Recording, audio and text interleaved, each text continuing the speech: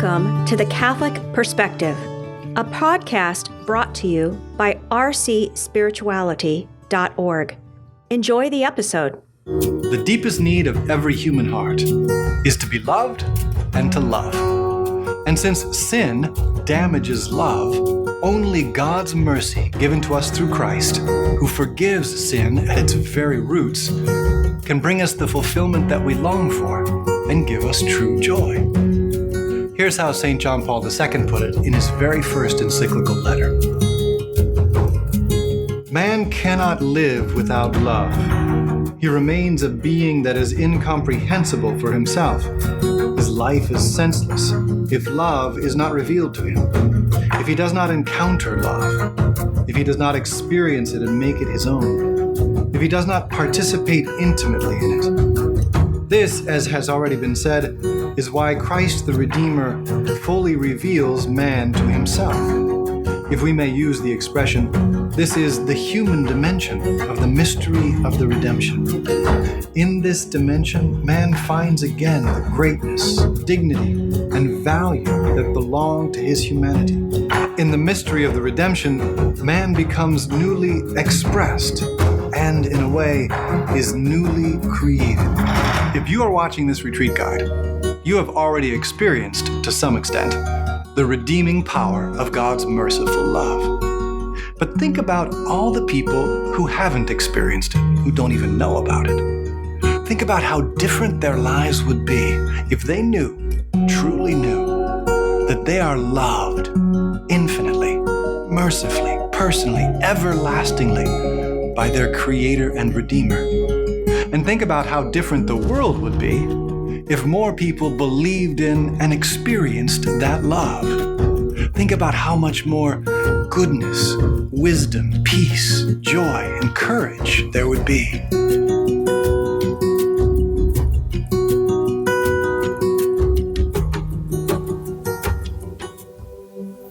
As Christians, one of our main missions in this world is to spread the good news of this merciful love, to help people experience it for the first time, or rediscover it if they've lost their way.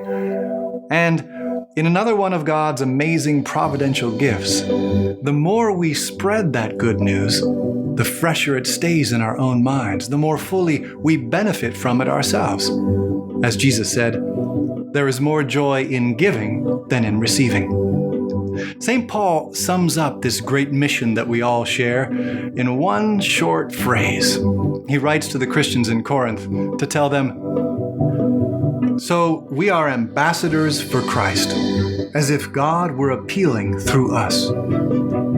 Ambassadors for Christ, messengers of God's redeeming and merciful love, bearers of the greatest gift that any human being can ever receive, the sure knowledge that they are loved with a limitless love no matter what. That's part of who we are as followers of Christ. God has sent us out into the world the way leaders of countries send out ambassadors to other countries, to be his representatives, his messengers.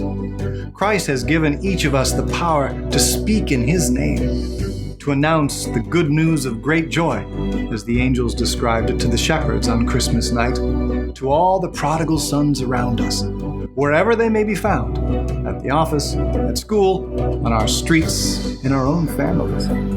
We have been entrusted with the message that the Father is waiting for them with open arms, that God's forgiveness is real, that life can have meaning and true, everlasting joy.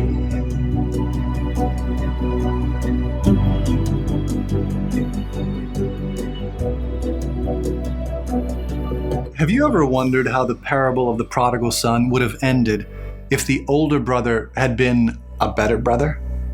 Let's think about that just for a minute. The younger son abandons his father. The father has to respect that. He can't force his son to love and trust him.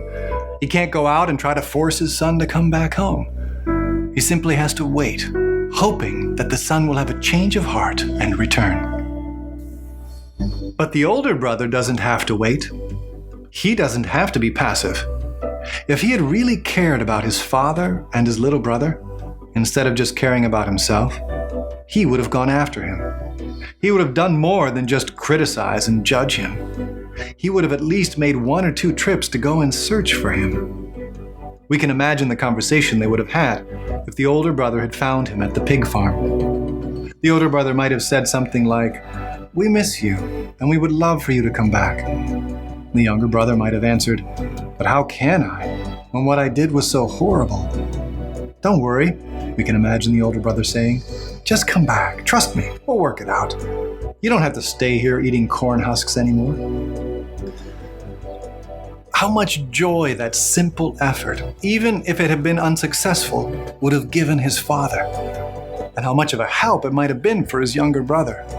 And how much meaning and fulfillment it would have brought himself. Each one of us is surrounded by innumerable younger brothers who are lost and sorrowful. The world is full of so many people who have wandered far away from the Father's house and are miserable, not knowing where to turn, not knowing how to come back to their true dignity. It's not hard for us to open the eyes of our hearts to see them. How easy it would be to invite them back to the Father's house, to experience God's mercy, and how much joy it would bring.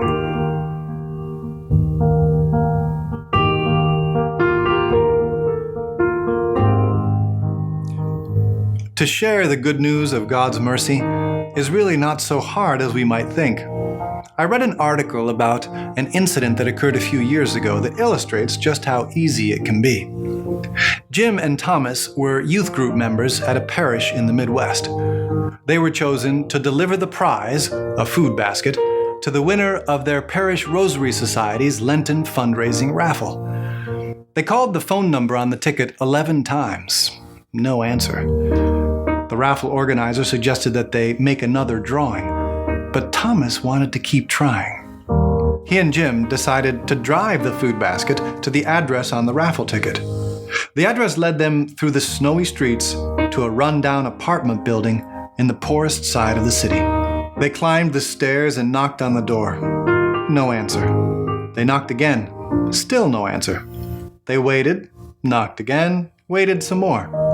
Finally, they got back in the car and started to drive away. But a strange feeling came over Jim, and he turned the car around. "We're going to try one more time," he said. Thomas didn't argue. This time, their knock was answered by a young woman holding a tiny baby. She opened the door and invited them into the shabby apartment. They sat down on the worn-out sofa.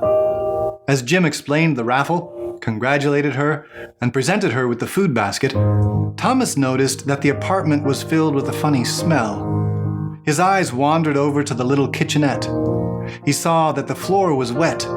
Then he saw a lighter near the sink and a gas can leaning against the wall. Just then, Jim finished his congratulations speech. Suddenly, the young woman held her baby very close and burst out crying. She pressed her head to her baby's and mumbled through her sobs, "I was going to do it. I thought nobody cared."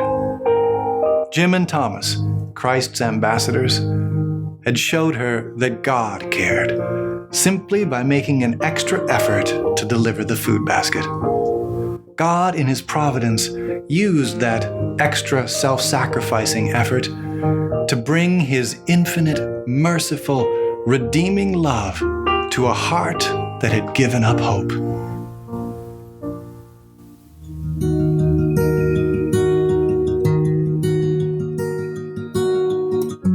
We are all ambassadors for Christ.